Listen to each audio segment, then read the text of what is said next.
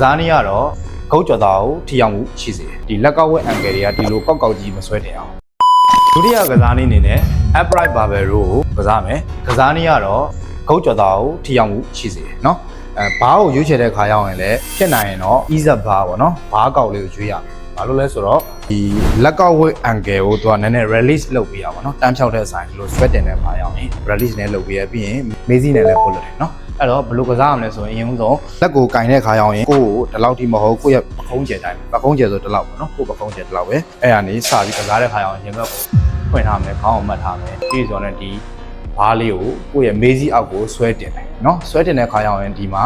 ဒီလက်ကောက်ဝက်အန်ကယ်တွေကဒီလိုကောက်ကောက်ကြီးမဆွဲတင်အောင်နော်ဒီလိုတစ်ဖြောင်းနဲ့ဖြစ်ရမယ်အဓိကဂုတ်ကြော်သောပိုထိရောက်ချင်တယ်ဆိုရင်တော့ကိုယ့်ရဲ့ဒီတထောင်စစ်အန်ကယ်ကိုဒီ evo ပုံစံမျိုးဖြစ်အောင်ဆိုတာတထောင်ကအောက်ကိုမကျအောင်ဒီလိုမဟုတ်ဘူးဒီလိုဖြစ်အောင်အဲ့ဒါမှဒီကုတ်ကိုသူကသွားပြီးတော့ squeeze လုပ်တဲ့အနေအထားမျိုးဖြစ်သွားပါတော့ပြန်ချတဲ့ခါကျရင်တော်တော်များများက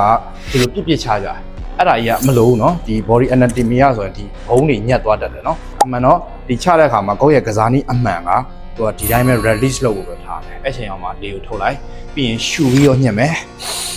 ဒီအပေါ်မှာ10စက္ကန့်20စက္ကန့်ဖြစ်နိုင်30စက္ကန့်လောက်ငြိမ်နိုင်လဲကောင်းတယ်ဒါပေမဲ့အလေးများလာရင်တော့10စက္ကန့်လောက်ပဲထိနိုင်ကြပါတော့တော်တော်များဒါအလေးနေတဲ့ခါရအောင်တော့ပို့ပြီးထိနိုင်တယ်အဓိကခုနပြောသလို remind ပြန်လုပ်ရမှာဆိုရင်ကုတ်ကစားနည်းရဲ့အသက်ကဒီတထောင်စက်ပဲဒီတထောင်စက်ကိုအပေါ်ဆွဲတင်နိုင်လဲဒီကုတ်က release ဖြစ်ပြီเนาะနောက်ကနေတစ်ချက်ပြပေးမယ်ဒီမှာဒီလိုမျိုးဆိုရင်ဒါကုတ်ကတက်ရောက်မှုရှိမယ်နည်းနည်းပဲတက်ရောက်မှုရှိတယ်တကယ်လို့ကိုကထပ်ပြီးတော့ extra squeeze လုပ်ချင်တယ်ဆိုရင်ဒီပုံစံမျိုးဖြစ်အောင်ဒါဆိုရင်ကုတ်ကိုထပ်ပြီးတော့ညှစ်တယ်တကယ်ကုတ်ရဲ့ key point အမှန်ပေါ့เนาะ okay နားလည်မယ်လို့ထင်ပါတယ်